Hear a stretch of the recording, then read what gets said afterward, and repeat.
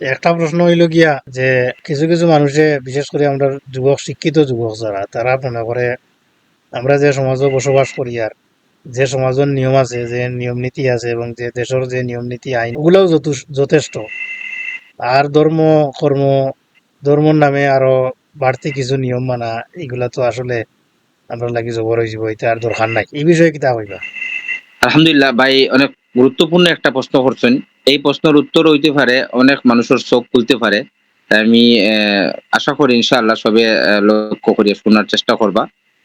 যেহেতু আপনি যেটা প্রশ্ন করছেন যে অনেক ক্ষেত্রে দেখা যায় অনেক মানুষের এরকম চিন্তাধারা থাকে যে যে দেশের যে প্রচলিত আইন কানুন আছে এটা যথেষ্ট, ইসলামের আইন কানুনের কিতা প্রয়োজন। আমি আমার সব বাইরে খুঁজতে চাই আর যে আপনারা একটা বিষয়ে লক্ষ্য করেন যে মনে করেন একটা দেশের আইন, এই আইনের ধারা কয়েকটা থাকবো, আর এই সব ধারাটা নির্ভর করে মানুষের প্র্যাকটিসের উপরে যখন ধারা নির্ভর থাকে, তখন অনেক সময় দেখা যায় একজন মানুষে একটা ইনসিডেন্ট, একটা ঘটনা করলো, এই ঘটনাটা করার পরে তারে ও তার ঘটনার উপরে নির্ভর করিয়া তার তার বার্ডিক করা, তার একটা মানে ও সাজা শুনানি হয়, হ্যাঁ, তার একটা রায় দেওয়া হয়, অর্ডার দেওয়া হয়। কিন্তু আমরা দেখি ধর্মটা কোন জায়গা এই কাজটা করে।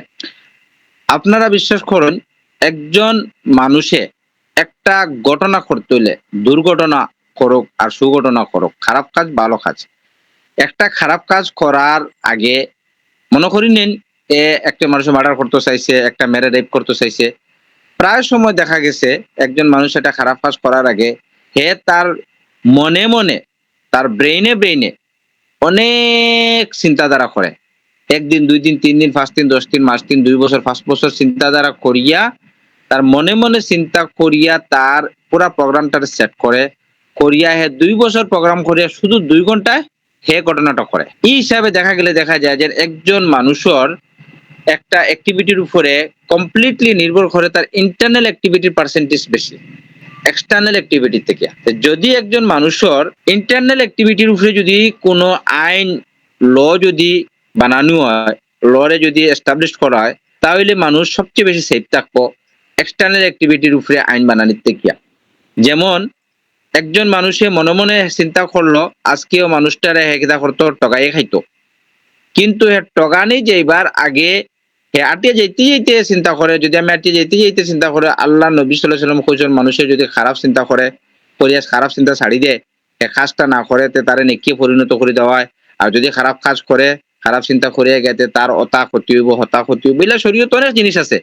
তখন হে ভয় পাইয়া হে কিতা করে, হে মানুষ টগানির থেকে বাঁচি যার, হে রেপ করার থেকে বাঁচি যার, হে খারাপ কাজ করার থেকে মনে মনে চিন্তা করিয়া হে বাঁচি যার।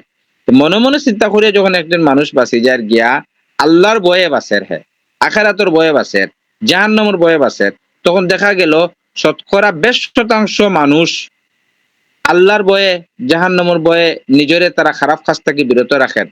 এই কাজটা যখন হে করেন, তখন হে এক্সটার্নাল অ্যাক্টিভিটির থেকে বেশি ইন্টারনাল অ্যাক্টিভিটিরে কাজে লাগাইতে আসলো। আর ইন্টারনাল অ্যাক্টিভিটির মধ্যে যখন ল এস্টাবলিশড হয়েছে যে তুমি খারাপ করলে তোমার হতা হইব, তুমি হতা হইব, তখন হে বয়ে যখন তার নিজের সেভ করে লইল, এতে সমাজের অনেক স্তরের মানুষ সেভ হয়ে গেলে গিয়া। প্রথমে যার উপরে ঘটনা করতে আসলো, যারা ক্ষতি করতে আসলো হে বাঁচিল। ২ নম্বর হইল গিয়া হে নিজে ক্ষতি করে, হে নিজে ক্ষতিগ্রস্ত হইতে আসলো, অন্যের ক্ষতি করার লাগে হে বাঁচিল। এতে হইলো সমাজ শান্তি থাকে।